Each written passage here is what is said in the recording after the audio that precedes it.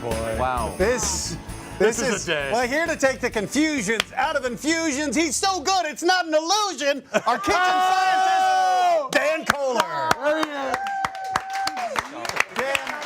I gotta say, I've lost control. I've lost control. well, nobody makes science more interesting. More food takes science with food. One more makes it time. More interesting. Yes, doctor. I got a contusion on my tongue. You always make science interesting, but you also make it delicious. How did you come up with this? Well, you know, it's the end of the year, and I don't know about you guys, but I'm always kind of stressed about what to give friends and family. And every year that list seems to grow, right? I've got more friends and more family, thankfully. And so what I've been doing the last couple of years is making a simple infusion to give away because I can make a huge batch of it, buy some really nice glass bottles, and then be done. And making infusions are great because then your friends remember every time they eat that gift that you gave them, they remember you. So what is an infusion? An infusion is the diffusion of chemical compounds from a dense organic matter into a neutral liquid base. Repeat that back. Did you get it? Yep. Something about the neutral liquid So, base. to put it very simply, we know this from tea bags, right? You put tea bags into hot water, and you begin to see, maybe not so quickly, but you begin to see the flavors and the colors suffuse that liquid. The water is a neutral liquid, right? So today we're going to show how to infuse 3 different things. We're going to look at alcohol, oil, and vinegar. So the first thing I'm going to start with, which you've got on your plate, and feel free to take a sip, is the carrot and caraway infused whiskey. Oh, Lord, Yeah. we just had vodka in. Oh, man. So this is called a cold infusion, and the reason I would do a cold infusion here, which means I'm not heating either the liquid or the organic material, which in this case is carrots and caraway seeds. I'm not. It's got a kick, but it's really smooth. Smooth. Now there's a reason for that. It's a cold infusion because if you heat the alcohol, it will evaporate. And you don't need to heat these things because alcohol is such a strong preservative that this stuff will be just fine sitting in there. Now, What was that? What'd you put in? caraway seeds. So, Gotta tell you, Dan, can't wait to see how it goes with the carrots. yeah, great. So what's happening here? Alcohol is a really great. It's a really great conduit for flavors. What it can do is take away not only the volatile organic compounds, which are the flavors that we smell in spices, but it also can strip polysaccharides, which are the sugars in any organic material. So the sugars in those carrots, like you said, this is very smooth. Yeah. What's happening here over the course of a month, that alcohol is going to pull those oils out of the caraway seeds.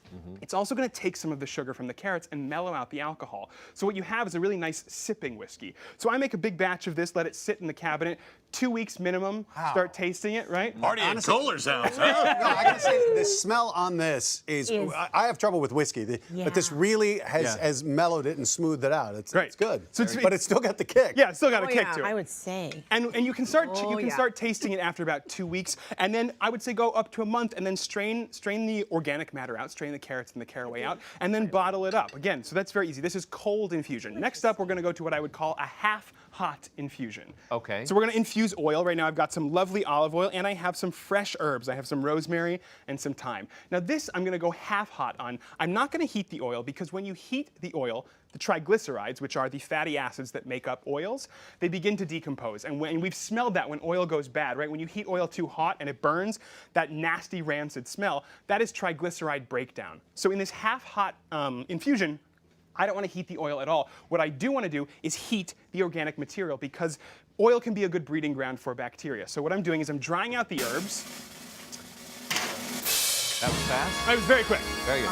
Truth be told, it doesn't take that long. 190 degrees, 200 degrees in your oven, about half an hour, and you have dried herbs. Now, all you have to do is put these into the oil.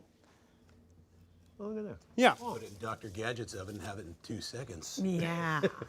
probably true. Dan, I just want to ask one question. Go for it. So you don't put it in without drying it because it can become bacteria ridden? Yeah, sort of thing? so when we look at fresh herbs, right, they have a lot of water content because they're still vibrant. Right. So water, we know, is a breeding ground for life. It's the reason we are here. But consequently, you want to make sure you dry your herbs before you put them in infusions because oil is actually not a great preservative in the same way that alcohol is. Alcohol will kill bacteria, oil won't. So if the water is still there in the herbs, that bacteria might be able to flourish. Okay.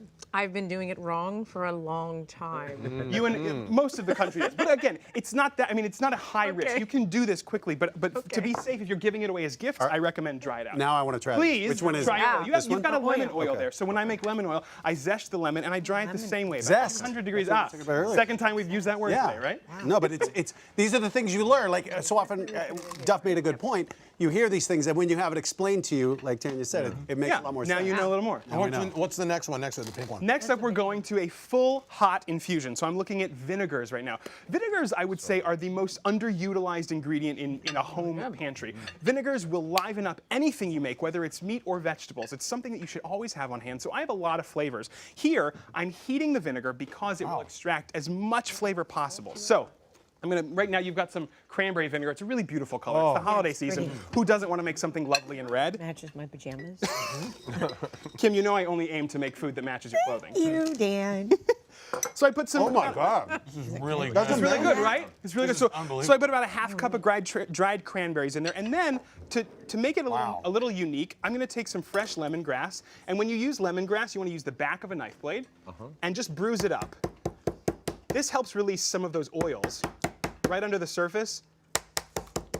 Drop those into the jar. And then I'm covering it with the hot vinegar. Now the hot vinegar, you don't want to boil it.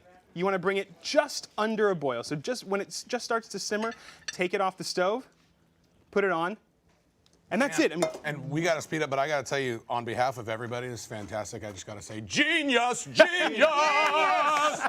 Go to our website for more information and check out renegadekitchen.com. Shirley, what do you got for us, sister?